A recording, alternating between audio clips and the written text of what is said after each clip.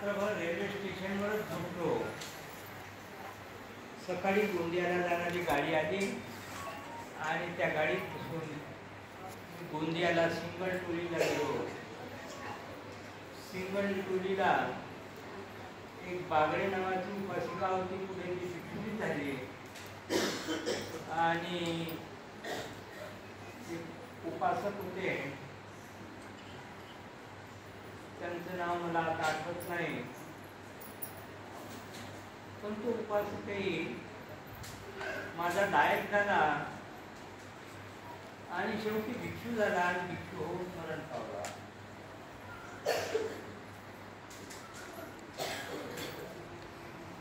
अशा स्थितीत मी भिक्षू झालो. भिक्षू होऊन डोंगरगडचं शिबिर केलं.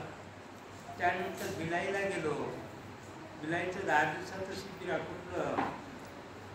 वर्षावासाची वेळ जवळ आली होती तेव्हा शिबिर आटोपून बनतेजीबरोबर नागपूरपर्यंत आलो.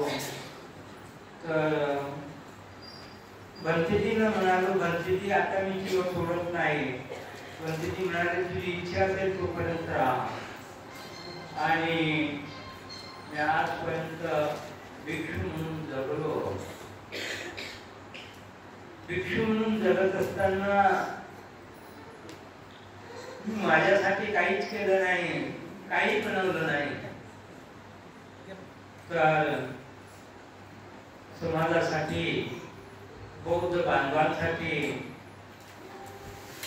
साठी शिबिर आयोजित केले आणि काही दिवस भानखेड्याच्या विहारात आलो. तिथे बाहेर स्नान करावं लागत होतं. तिथे अध्यक्ष टेंभुर्णे होते. बनतेजी, तुम्ही मोठे बनतो भिक्षू होणार, तर आमच्या विहाराची अडचण आहे की तुम्हाला बाहेर स्नान करावं लागते, हे काही बरोबर नाही, म्हणून तुम्ही दुसरं विहार पहा. मग मी ते शाळेला पण शिकवायला जायचं पूर्वेला आणि नाईटला किदवाईमध्ये पण शिकवायला जायचं, श्री शिवाजी नाईट स्कूलमध्ये. तेव्हा नवानकाशाच्या त्या किदवाई स्कूलमध्ये मी विचारलं की इथे जवळ प्रभानेचं वरून त्यांना विचारलं की इथे जवळ विहार आहे काय? ते म्हणाले, विहार तर नाही आहे, पण बाबू आवळीनी बनवलेलं एक अर्धवट ठाव आहे, रात्रीला तिथे गाईडवर राहतात. म्हणून राहतात तर ठीक आहे, मी पण राहील. म्हणजे उपासक उपासिका वंदनेला येतात, आपलं चांगली गोष्ट आहे. तिथे राहायचं निश्चित केलं आणि निश्चित झाल्यानंतर मी तिथे राहू लागलो. तिथे राहता राहता त्या लोकांशी इतका जुळलो की पिवळ्या नदीवर शंभरकराच्या आरामशीवर एक शिबिर आयोजित केलं बनतेजींचं. मग दुसरंही शिबिर केलं. बनतेजीनं विश्वास वाटला की हा आपला शिष्य काम करेल. ते मला म्हणाले की नागपूरला आपलं विहार पाहिजे. पुष्कळ लोकांना विचारलं, बोललो, पण कोणी साथ दिली नाही. आपल्याला जर जागा मिळाली तर आपण विहार बांधू. बनतेजीनं म्हणालो की मी शोधतो. त्यावेळेचे अध्यक्ष होते शंभरकरांना घेऊन मी नारायण रोडला गेलो. तेव्हा नारायण रोडची एक जागा पसंत आली आणि ती जागा घ्यायची ठरवलं. वापस येताना मी चुकांना साहेबांच्या घरासमोरून आलो तेव्हा चुकांदे साहेब गेटवरच होते. त्यांनी आवाज दिला. आम्ही जात असताना थांबलो मी त्यांच्याकडे. ते म्हणाले बंदीजी कुठे गेले होते? मी म्हटलं बंदीजीचा आदेश आहे की आपल्याला विहारासाठी जागा पाहिजे 2 एकर. बंदीजी माझं पण अमरावतीला शेत आहे, अमरावती रोडला. आपण जर पाहिजे आपल्याला जर पसंत आलं तर मी दान करेन. तेव्हा दुसऱ्या दिवशी आम्ही या भूमीवर आलो आणि ही जागा पसंत आली. तेव्हा सुकांत साहेबांनी मी म्हणालो की 3 एकर जागा जर ते घेऊ. सुकांत साहेब म्हणाले मी 2 एकर माझी दान देतो. ठीक आहे, 2 एकर जागा दान घ्यायचं ठरवलं. दान दिली, भूमिपूजन झालं.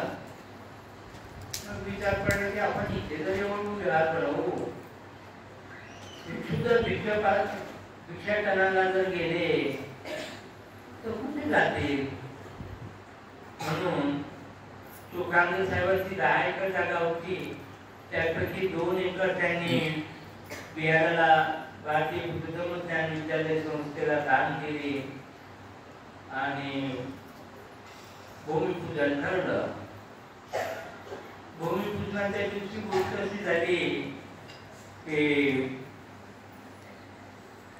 एका ट्रॉलीमध्ये आम्ही सामान भरलो स्वयंपाकाचं. मी आणि सापुते 2 जण आम्ही त्या ट्रॉलीत बसलो. ट्रॉली गड्डीगोदामला आली आणि पेट्रोल संपलं. पेट्रोल संपल्यानंतर आता कसं सापुते म्हणाले पण ते आपण ढकलत नाही होईल. तेव्हा आम्ही 2 जण त्या ट्रॉलीला गड्डीगोदामपासून या भूमीपर्यंत ढकलत आणलं. कारण पेट्रोल पंप बंद होते त्यावेळेला. तेव्हा पेट्रोल मिळालं नाही. गाडी इथपर्यंत आणली. भूमिपूजन झालं. बंदीजीच्या हाताने भूमिपूजन झालं या भूमीचं. आणि या भूमीचं दानपत्र बंदीजी म्हणाले माझ्या नावाने ठेवू नको, तुझ्या नावाने दानपत्र कर. तेव्हा चंद्रिकापूर साहेब होते, त्यांनी माझ्या नावाने या जमिनीचं दानपत्र केलं आणि ती जमीन भारतीय बुद्ध ज्ञान विद्यालयाला मिळाली. नंतर बंदीजी गेले. बंदीजीचं निर्वाण झालं आणि निर्वाण झाल्यानंतर एक ट्रिप आयोजित केली अस्थी घेऊन. तेव्हा 6,000 रुपये त्याचे वाचले होते तिकीटमधले. तेव्हा पावलं बाग बनल्या घेतल्या आणि ते पैसे पीटी डोंगरे नावाच्या सहसचिव आपल्याला दिले त्याला द्यायला. पण डोंगरेने ते पैसे अजूनही दिले नाही. मरूनही गेला ते आणि तोही मरण पावला. असेही लोक जीवनात मिळाले.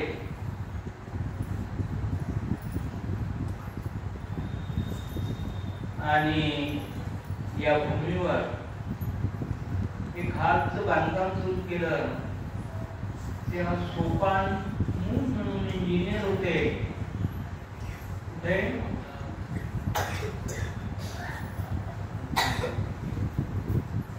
सेमिनीच्या ऑफिस मध्ये तेव्हा ते ड्युटीवर असताना सुद्धा त्यांनी या हॉलचं काम केलं. आणि जेव्हा जेव्हा सिमेंट वगैरे लागला गाडीचं सिमेंट काम चालू त्यांचं हिरो माइन्सला ती गाडी परत इथे पाठवायचे आणि सिमेंट पाठवायचे. त्यांच्या सोपानांचं मान होतं. असेही संदेश मिळाले आणि त्यांनी हालचं काम पूर्ण केलं. त्यानंतर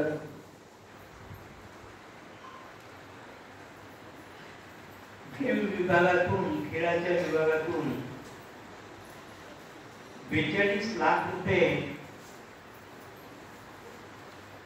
प्रदीप जांगळे यांच्या मदतीनं मिळवले आणि 15 रूम खाली 15 रूम वर बांधलं.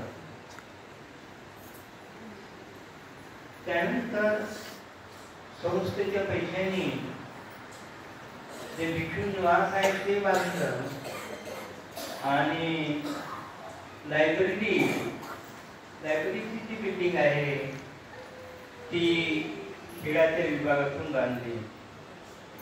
अशा प्रकारे काम केलं. आज